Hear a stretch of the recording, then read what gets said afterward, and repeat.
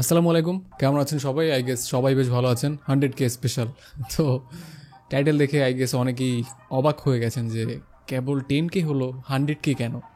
So এটা just আমি মজা করে দিয়েছি। সত্যি বলতে এই চ্যানেলটা আমার কন্টিনিউ করার কোনো প্ল্যান ছিলই না। কারণ হলো যে সিনেমা দেখে সেই সিনেমা নিয়ে কথা বলা অথবা একটা সিরিজ দেখে সেটা নিয়ে কথা বলা, এটা কিন্তু হিউজ এনার্জির একটা বিষয়।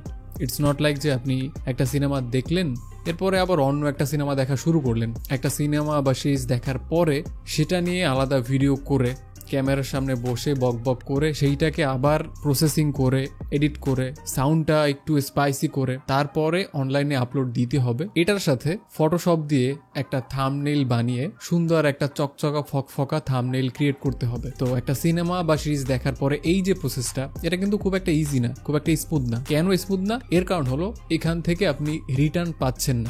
আপনি এখান থেকে জিরো রিটার্ন পাচ্ছেন। মানে আপনি এই যে এনার্জি দিচ্ছেন, সময়টা ইনভেস্ট করতেছেন, এখান থেকে আপনার কোনো রিটার্ন আসতেছে না। আমি যেহেতু একটা না অনেক বছর সিনেমা নিয়ে কথা বলেছি আর একটা চ্যানেলে, সো নতুন করে একটা চ্যানেল শুরু করা একদম জিরো থেকে, একদম ক্রাফট থেকে, সো এই সিদ্ধান্তটা নিয়ে আমার জন্য খুবই ভয়ঙ্কর একটা সিদ্ধান্ত ছিল। অন্যদিকে এই যে রিভিউ, বাংলাদেশে কিন্তু এটার অডিয়েন্স খুবই খুবই কম। সেখান থেকে আমার এই চিন্তা ভাবনা করতে বহুদিন সময় চলে গেছে যে আমি আদৌ আবার রিভিউ করা শুরু করব কিনা। আমি এই চ্যানেলটা খুলি র্যান্ডমলি, এই চ্যানেলটা খুলেছি যে জাস্ট কিছু বাংলা সিনেমা রোস্ট করব অথবা কিছু স্টুপিড সিনেমা রোস্ট করব। কিছু মানুষের কথায় আমি সাহস পেয়েছি বা এই কারেজটা আমার মধ্যে তৈরি হয়েছে যে ইটস ওকে, অল্প মানুষ আমার ভিডিও দেখবে, দ্যাটস ইট। সো সেখান থেকে মূলত এই চ্যানেলটা শুরু করা, এবং বেশ ভালো মানুষ অল্প সময়ের মধ্যে বেশ ভালো রকম সাপোর্ট দিয়েছে আমি বলবো। কারণ যেহেতু এই সেক্টরে ক্লাসিক সিনেমা রিভিউ এর দর্শক বাংলাদেশে খুব একটা নেই, সো সেখান থেকে হুট করে 2-3 মাসের মধ্যে 10,000 হয়ে যাওয়া, এটা আমার জন্য বেশ সারপ্রাইজিং একটা বিষয় ছিল। আমি সত্যি বলতে জানি না যে এই চ্যানেলটা আমি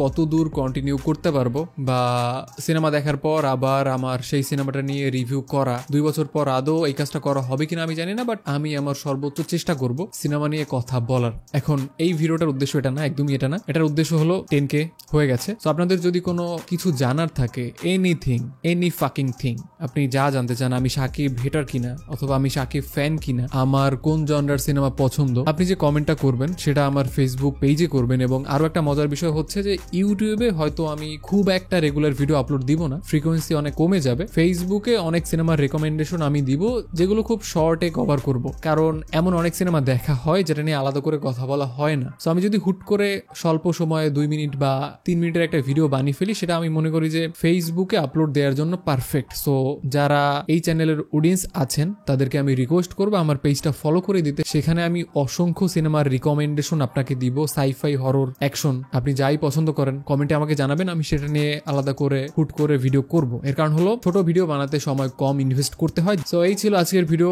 আমি কমেন্ট বক্সে আমার পেজের লিঙ্কটা দিব, সেখানে আপনি আপনার নাম এবং ঠিকানা, কোন জেলায় আপনি থাকেন সেটা জানাতে পারেন, এবং আপনি কি কি জানতে চান, হোয়াট এভার। সো এই ছিল আজকের ভিডিও। আপনার সাথে দেখা হচ্ছে খুব শীঘ্রই। টিল দেন ভালো থাকবেন, সুস্থ থাকবেন।